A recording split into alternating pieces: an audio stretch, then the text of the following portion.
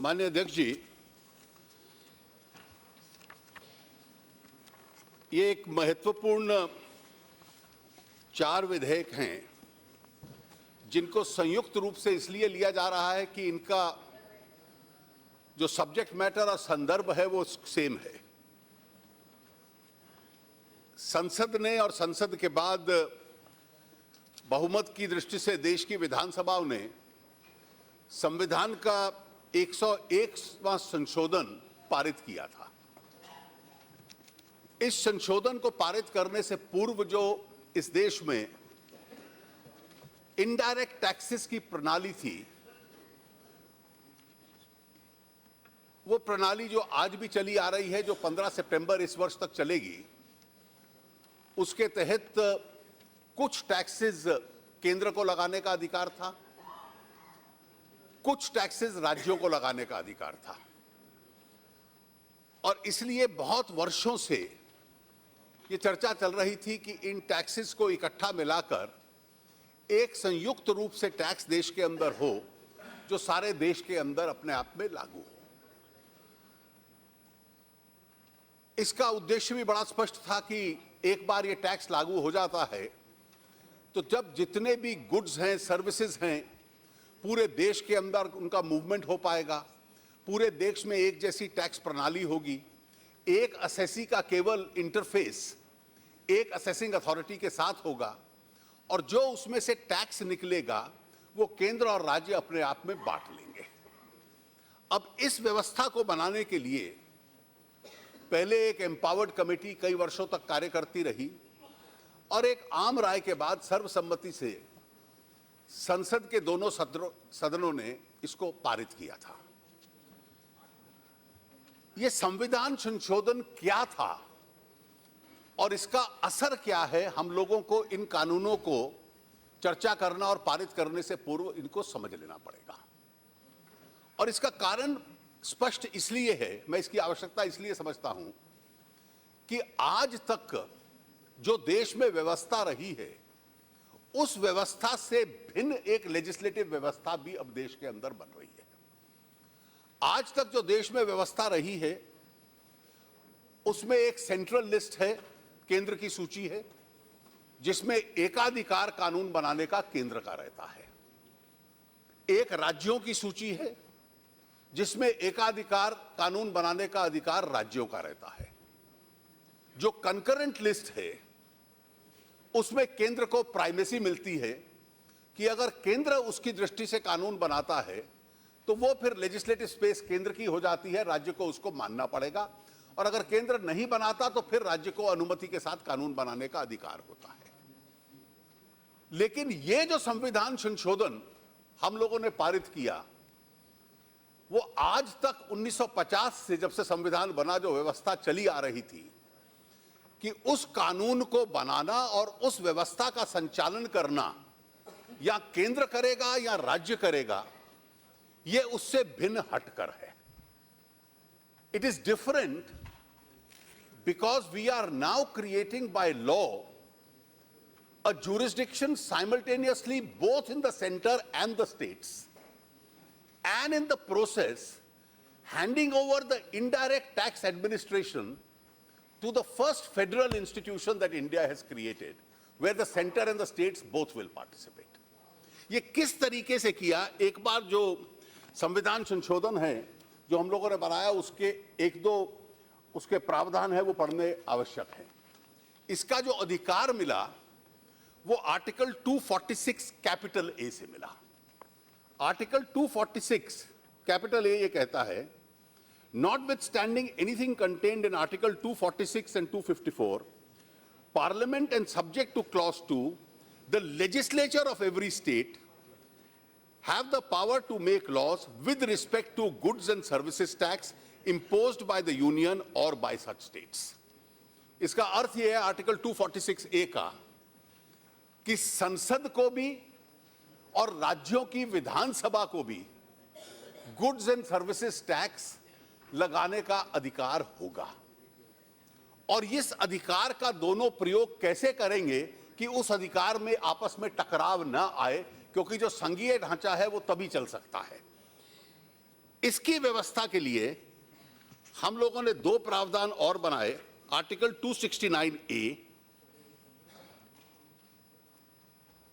जिसका संदर्भ आईजीएसटी के साथ है। Levy and collection of goods and services tax in the course of interstate trade and commerce. तो इंटरस्टेट ट्रेड एंड कॉमर्स में जो टैक्स लगेगा वो केंद्र को किस प्रकार से लगाने का अधिकार होगा। और आर्टिकल 270 उसका प्रावधान है कि distribution of the tax between the centre and the states itself.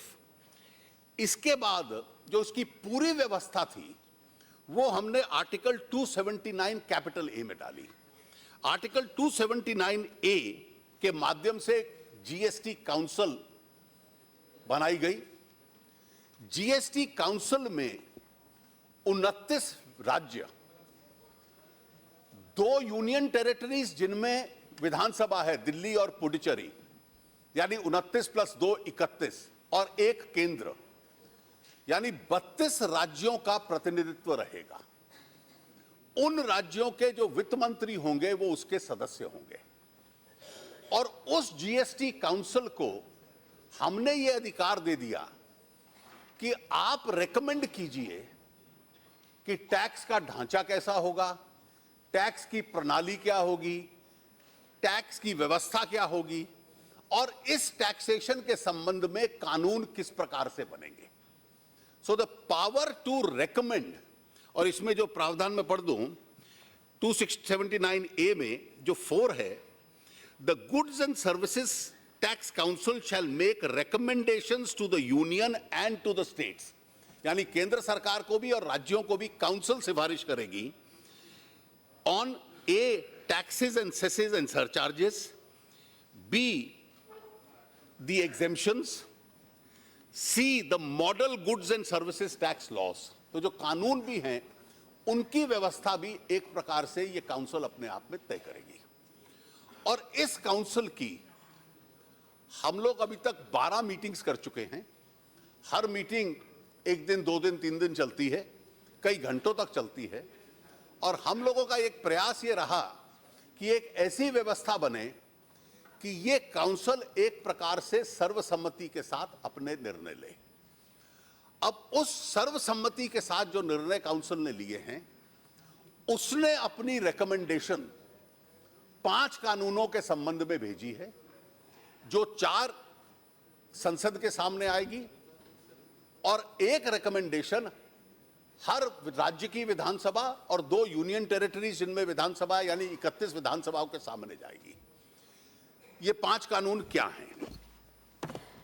पहला कानून है सेंट्रल जीएसटी लॉ। अब सेंट्रल जीएसटी लॉ गुड्स और सर्विसेज के ऊपर जो टैक्स लगेगा उसको इंटीग्रेट कर देता है। वो टैक्स कितना लगेगा ये काउंसिल तय करेगी। कानून में उसकी ऊपरी सीमा क्या है, केवल उसकी व्यवस्था की जाती है। और उस टैक्स को इकट्ठा करना, उसको कलेक्ट करना और उसकी जो संचालन की सारी व्यवस्था सीजीएसटी लॉ के अंदर है।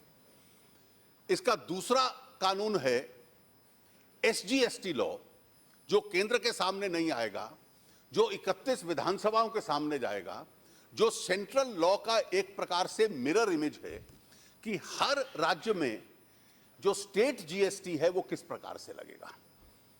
तीसरा कानून है इंटीग्रेटेड जीएसटी, जो इंपोर्ट्स के संबंध में या एक राज्य से दूसरे राज्य में या एक यूनियन टेरिटरी से दूसरी यूनियन टेरिटरी में अगर कोई ट्रांजैक्शन होता है तो उसके संबंध में जो इंटरस्टेट ट्रेड के ऊपर टैक्स लगता है, जो उसका संचालन करेगा।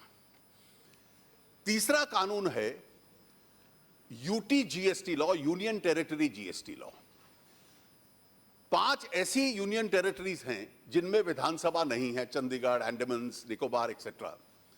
और इसके अलावा टेरिटोरियल वाटर्स के बियॉन्ड जो भारतीय टेरिटरी मानी जाती है वो भी यूनियन टेरिटरी मानी जाती है कि उसके अंदर जो टैक्स लगेगा। तो चौथा लॉ उसी व्यवस्था में यूटी जीएसटी लॉ है। और ये कानून एक प्रकार से जो सीजीएसटी लॉ है उसके प्रावधानों को इनकॉर्पोरेट कर लेता है और उन यूनियन टेरिटरीज के ऊपर लागू करता है। और जो पांचवा और अंतिम कानून है कि संविधान संशोधन में हमने ये कहा था कि पहले 5 वर्ष तक अगर किसी राज्य को भी इसमें घाटा होता है तो उस घाटे की पूर्ति की जाएगी। Now how is that compensation to be paid? उस कॉम्पेंसेशन को पे करने की जो व्यवस्था बनाई है वो भी मैं आपको समझा देता हूं कि अभी हम लोगों ने मल्टीपल टैक्सेशन ब्रैकेट्स रखे हैं। काफी कमोडिटीज और गुड्स ऐसे होंगे, विशेष रूप से जो खाने की चीजें हैं, जो सस्ते होने चाहिए, जो जीरो रेटेड होंगे। तो पहला टैक्स स्लैब अपने आप में जीरो रहता है। दूसरा टैक्स स्लैब 5% का होता है। तीसरा टैक्स स्लैब हमने 2 स्टैंडर्ड रेट रखे हैं, 12% या 18%। और जो हाई कमोडिटीज हैं उसका रखा है 28%।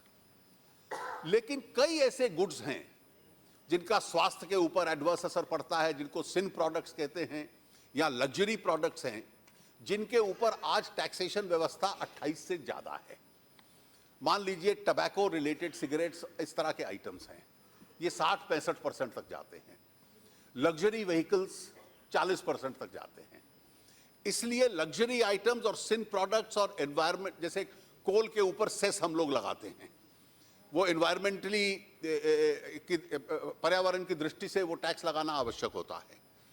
तो जितना इन कमोडिटीज पे एक्स्ट्रा अमाउंट 28% के ऊपर होगा, 5 वर्षों के लिए उसको कॉम्पेंसेशन सेस मान लिया जाएगा।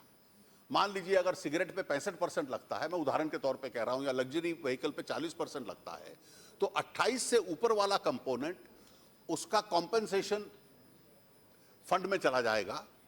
और ये कॉम्पेंसेशन फंड उन राज्यों को मिल जाएगा जिस राज्य को कोई नुकसान होता है। और अगर नुकसान नहीं होता या इसमें से कोई कोष बच जाता है तो वो पैसा फिर राज्य और केंद्र के बीच में डिस्ट्रीब्यूट हो जाएगा। 5 वर्ष तक ये सेस की व्यवस्था हम लोगों ने रखी है। एक सुझाव ये था कि इसको हम टैक्स के रूप में लाएं, लेकिन अगर टैक्स के रूप में लाते तो ये जीएसटी काउंसिल ने डिस्कस किया तो उपभोक्ता के ऊपर इसका बहुत असर पड़ता। आज तो वो लग्जरी कार पे 40% दे रहा है या सिगरेट पे 65% दे रहा है, तो उसका एक हिस्सा हम लोगों ने सेस के रूप में बांध लिया और मौजूदा कीमतें रहेंगी, इन्फ्लेशनरी इंपैक्ट नहीं होगा। लेकिन अगर हम टैक्स लगाते हैं तो टैक्स का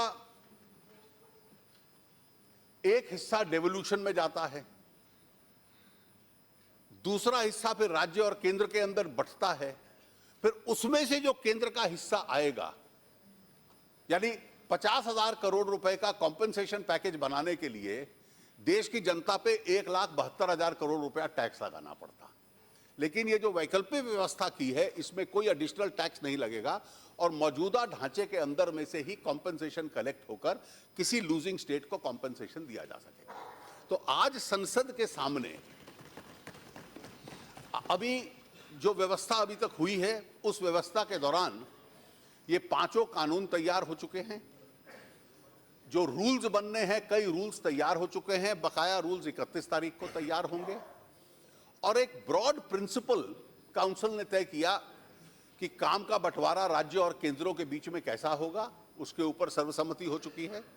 और इसके अतिरिक्त कि किस कमोडिटी को किस टैक्स ब्रैकेट में फिट करना है, ये एक प्रक्रिया अगले महीने से शुरू हो जाएगी। और उसका बुनियादी सिद्धांत ये रहेगा कि आज कोई व्यक्ति एक्साइज कितना देता है, कोई कमोडिटी पे वैट कितना देता है, कुल टैक्स कितने लगते हैं, और फिर काउंसिल तय करेगी कि जो उसके सबसे नजदीक टैक्स ब्रैकेट है, उस टैक्स ब्रैकेट में उसको फिट कर दिया जाए ताकि इसकी टैक्स कंपोनेंट अलग ना हो।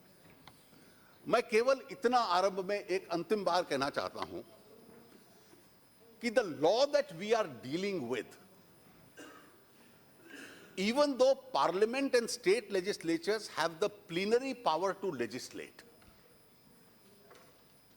but this is a unique experience of Indian legislatures because Ordinarily, we legislate in areas which exclusively belong to the domain of parliament or to the domain of the state legislature. Here we are legislating in an area where we have simultaneously under Article 246A conferred jurisdiction on both center and states. So the states have pulled in their sovereignty to the GST Council. The center has pulled in its sovereignty to the GST Council.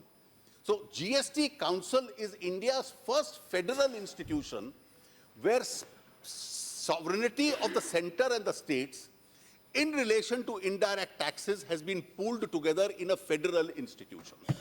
Now, to create India's first federal institution, it is incumbent on all of us to make sure that this federal institution works. And therefore, in order to make this federal institution works, the delicate balance between what the center and the states have unanimously agreed is almost a federal contract. It's a federal contract with a constitutional sanction, which, if any of the contracting party says, I unilaterally get out of it, or I will legislate something different. So can there be a situation that all the 32 legislatures say, I will make 1 or 2 changes to the law that we have all agreed? Now, if 32 different changes come and 32 different laws come, then GST becomes difficult, if not impossible, to implement. Therefore, while we discuss this law, we are free to make our recommendations to the Council, which I, as your representative, will carry to the Council. But at the same time, we will have to honor this federal relationship which we have established by way of pooled sovereignty. So whatever the center and the states have agreed can be implemented. Any form of unilateralism by any legislative body, I think, is possible when the area exclusively belongs to your domain. Once we are dealing with a delicate issue of center and state relations, I hope we are guided by to maintain that delicate balance of that relationship itself. With these few words, Madam, I recommend these laws for consideration of this Honorable. Thank you.